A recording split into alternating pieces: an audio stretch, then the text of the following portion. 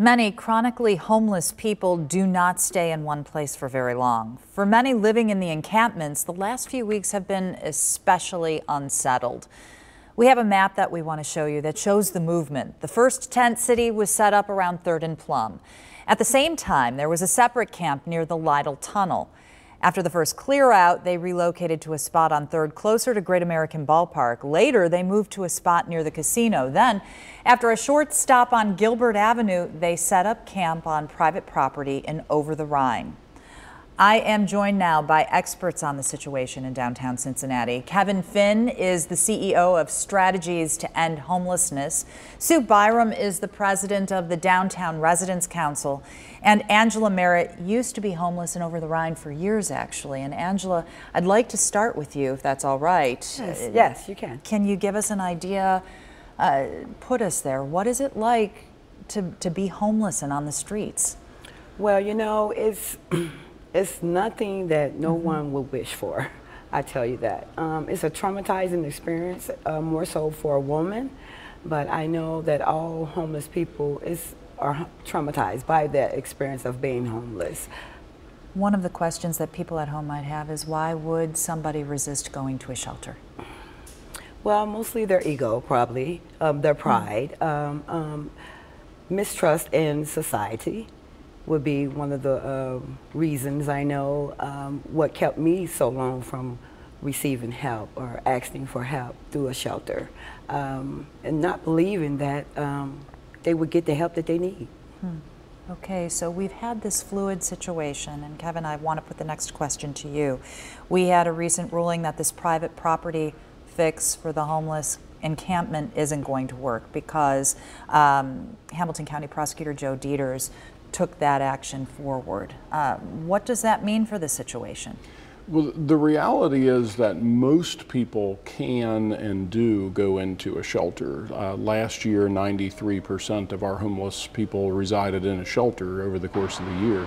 So it's a relatively small percentage, at least these days, that decide to stay out on the street. So most of the people in the camp could go into a shelter if they chose to. But there are some groups that have a harder time accessing shelter. We do not have a shelter that accommodates couples. So if people are a couple and they want to stay together, there's not a shelter in Hamilton County that would accept them. There are not any shelters that take sex offenders. So if someone has a sexually related offense, they would not be able to go into shelter. And then there are some people who have been barred out of the shelter due to past behavior. But I would say the largest number of people are out on the street these days would be because they have a substance abuse issue and they can't make it through the night without using potentially, or they have an untreated mental illness and the anxiety or symptoms related to their mental illness make it very difficult for them to live in a shelter. Okay, you have the numbers. You have it by the numbers. What is our homeless population total? Well, if you count homeless as living on the street or a place not meant for human habitation or residing in a homeless shelter, in Hamilton County we have about 800 people per night. In 2017 we had 7,197 people, so unduplicated. So about 800 a night, a little over 7,000 a year.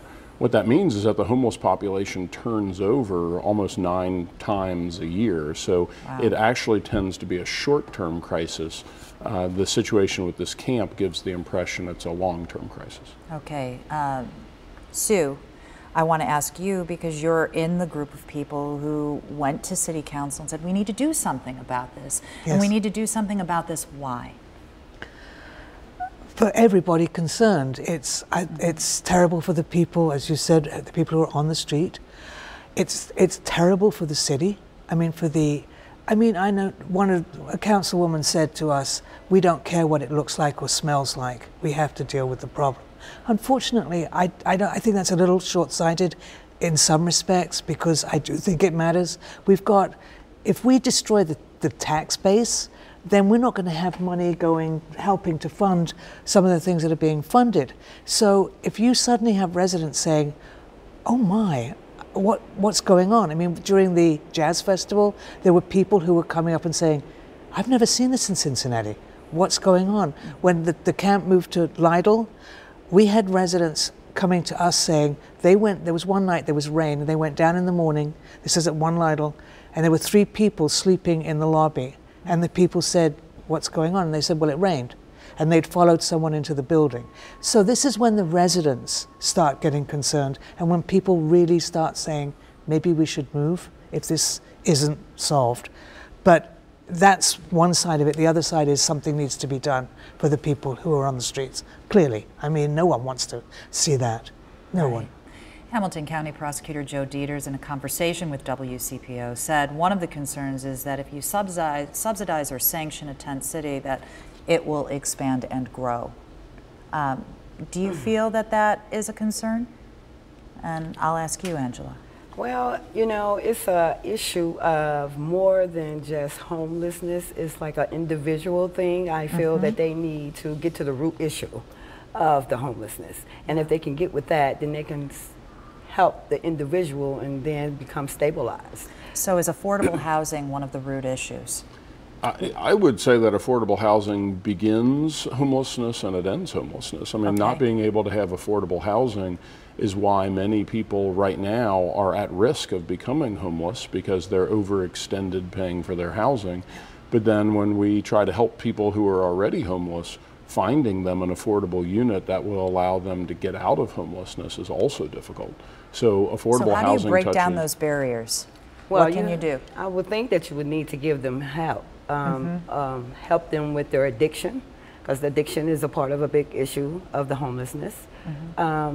You know, years ago, when I was homeless, you know, it was more of, you know, you get charged and go to jail. Now they're just feeding them, like, I think, you know, catering to them more than giving the help that they actually need so they won't continue the cycle.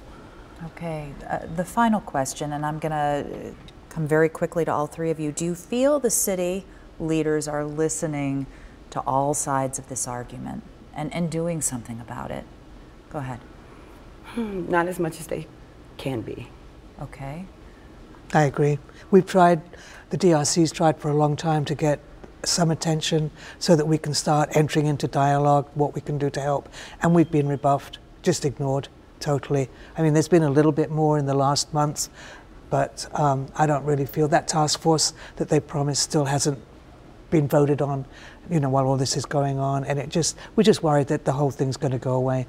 I mean, it's not going to go away, but any impetus to change will disappear. Okay, Kevin, you get the final word. There's a short-term and a long-term answer. You know, we have vastly improved shelters now. The city put $10 million into making those shelters a reality. The city is our largest funder of our local homelessness prevention efforts as well. But those are things in the past. We need help going forward as well. All right, we're going to stay on the issue. We're going to keep covering it. And I want to thank the 3 of you for helping us flush out some of the issues associated with this. Thanks for being here this evening. Thanks for focusing on it too. You bet. Yes. Thank you. You bet. All right, we will have more on Not On Your Side at 7 after the break.